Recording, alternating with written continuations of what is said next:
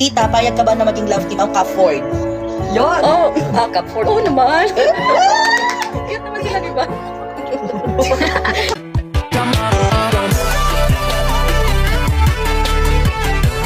Napapanood niyo po ba ang mga videos edit ng Cap Ford?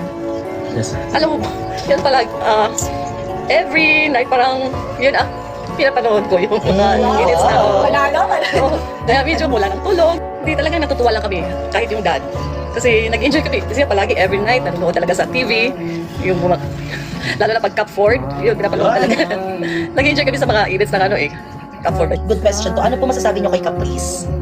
Okay, Caprice. Kahit hindi ko siya nakilala personally, no? Dahil sa TV lang. Ang bait. Alam ko, mabait na bata. Saka cute. Maganda. Saka charming.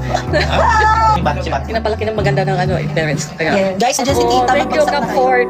Maraming salamat talaga.